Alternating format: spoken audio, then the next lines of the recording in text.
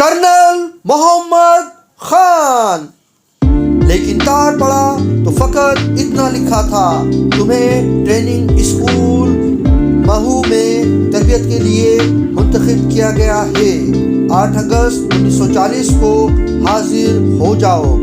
یہ پڑھ کر کچھ مایوسی تو ہوئی، پھر سوچا کہ آخر لیفٹینی ہے، یہ تھوڑا ہی ہے کہ یوں ہی اٹھا کر بانٹ دی جائے، اس کے کچھ ادب آداب سکھانے ہوں گے، کچھ خفیہ گر بتانے ہوں گے کہ لیفٹینی چلائی کیسے جاتی ہے۔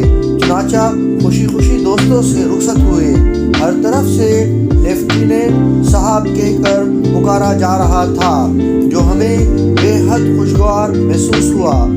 بلکہ سچ تو یہ ہے کہ ہماری نشست و برخاست اور لب و لہجے سے بھی لیفٹینی ٹپکنے لگی۔ ریل کے سفر کے لیے درجۂ اول کا ٹکٹ ملا، یہ بھی ہماری عالی جاہی کی علامت تھی۔ ٹکٹ دیکھنے والے ڈبے میں داخل ہوتے تو سر کہہ کر مخاطب کرتے، خدا جانے انہیں کیسے محسوس ہو جاتا کہ یہ عام آدمی نہیں، لیفٹیننٹ ہے۔ بہرحال ہم ان سے وہی سلوک کرتے جو ایک افسر کو درمیانے درجے کے سرکاری ملازم سے کرنا چاہیے۔ ہم سفروں میں انگریز بھی تھے، یہ لوگ اگر ہم سے بولنا چاہتے تو پہلے کہتے معاف کیجیے گا، اور پھر عرض مدح کرتے۔ آخر مہو کا اسٹیشن آ گیا، لیکن دیکھا تو یہاں کا بندوبست کسی قدر مختلف نظر آیا۔ استقبال کے لیے آدمی تو تھے، لیکن ان میں ایسے وافر آدمیت نہ تھی۔ گاڑی رکی تو ہمارے ڈبے میں ایک گورا داخل ہوا، جس کے بازو پر 3 سفید دھجیاں لگی تھی۔ آتے ہی بولا، اگر اس ڈبے میں کوئی کیڈٹ ہے تو ابھی مت باہر نکلے۔ ہم بیٹھ تو گئے، لیکن اس گورے کی زبان بے حد کھدری لگی۔ علاوہ ازیں کیڈٹ کا لفظ سن کر کچھ تشویش سی ہوئی کہ ہم سے کوئی دھوکہ تو نہیں ہو رہا۔ لیفٹیننٹ تو لیفٹیننٹ ہوا، یہ کیڈٹ کیا جنس ہے؟ چنانچہ ذرا پختہ سا شبہ ہونے لگا کہ ان انگریزوں نے لیفٹینی سے وصل کی کچھ خفیہ شرائط پھیرا رکھی ہیں، جن سے ہمیں پہلے آگاہ نہیں کیا گیا۔ جب اسٹیشن دوسرے مسافروں سے خالی ہو گیا تو گورا پھر آیا اور ہم سب کو گاڑی سے باہر نکلنے کا گستاخانہ سا حکم دیا۔ باہر نکلے تو دوسرے ڈبے سے بھی 30-35 ہم جنس نکلتے دکھائی دیے۔ گاڑی پر 4 گورے اور تھے، ان میں سے ایک جو بظاہر سینئر تھا اچانک چلایا، سب کیڈٹ میرے سامنے قطار میں کھڑے ہو جائیں۔ ہم نے کسی قدر حیرانی سے ایک دوسرے کو دیکھا اور کچھ بے دلی سے قطار بھی بنا لی۔ گورا پھر چیخا، دائیں سے 1 2 3 بولو۔ ہم نے حکم کی تعمیل تو کر دی، لیکن محسوس ہوا کہ یہ سلوک ہماری شان کے شایان نہیں۔ آخر ہم رنگور تو تھے نہیں جو قطاریں بناتے پھرتے یا گنتی شروع کر دیتے۔ بہرحال ہمیں 3 ٹولیوں میں تقسیم کیا گیا، اور پھر وہی گورا بولا، باہر 3 ٹرک کھڑے ہیں، ہر ٹولی ایک ٹرک میں سوار ہو جائے۔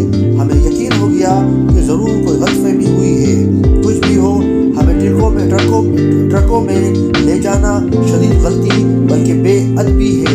موٹر کاریں ہونی چاہیے تھیں، مگر سوچا کہ ان معمولی باتوں سے الجھنا ہمیں زیب نہیں دیتا۔ چنانچہ کلیوں کو آواز دی کہ ہمارا سامان ٹرکوں ہی میں رکھ دیں۔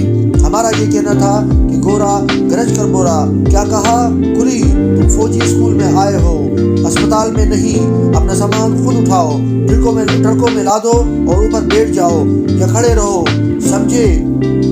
سمجھ تو آ گئی اور ہماری خوش فہمیوں پہ کچھ اوس بھی پڑی، لیکن ہم سب نے حت المقدور جلال میں آ کر اس بے ادب ٹامی کو گہرے اور متفقہ غضب سے دیکھا اور کھڑے کھڑے فوجی زندگی کا فیصلہ کر ڈالا کہ جو ہی لیفٹیننٹ ہو گئے اس گستاخ گورے کا کورٹ مارشل کر دیں گے۔ اس دلیرانہ فیصلے پر ہر طرف سے مرحبا کی صدا اٹھی۔ اس وقت ہم کورٹ مارشل کو مارشل لا کا قریبی رشتہ دار سمجھتے تھے اور گورے کے مستقبل کو دل ہی دل میں تباہ کر کے ٹرکوں پر سوار ہو گئے۔ منزل مقصود کی جھلک توقعات سے بہت غیر مشابہ تھی۔ ہماری جائے قیام کے خد و خال بنگلے کی نسبت جیل سے زیادہ ملتے جلتے تھے۔ ایک سنگین بلکہ سنگدل سی بات تھی، تنگ و تاریک اور طویل، جس کے اندر دیواروں کے ساتھ آئینی چارپائیاں پڑی تھیں اور ان پر ہمارے ناموں کی تختیاں آویزاں تھیں۔ انہیں دیکھ کر ہمیں جھٹکا سا لگا۔ گورا جیسے ہمارے خوف بھاگ گیا اور کڑک کر بولا، یہ تختیاں گلے میں لٹکانے کے لیے نہیں، محض تمہاری نشستوں کے تعین کے لیے ہیں۔ اب اپنی اپنی چارپائیاں ڈھونڈو اور اپنا سامان وہاں اٹھا کر لے جاؤ۔ ساتھ ہی ارشاد ہوا کہ سامان اٹھانے اور چلنے پھرنے میں چستی دکھاؤ، شور مت کرو۔ ہم نے پرانے فوجیوں سے سن رکھا تھا، یہ لیفٹیننٹ لوگ ہر وقت گٹ پٹ کرتے رہتے ہیں۔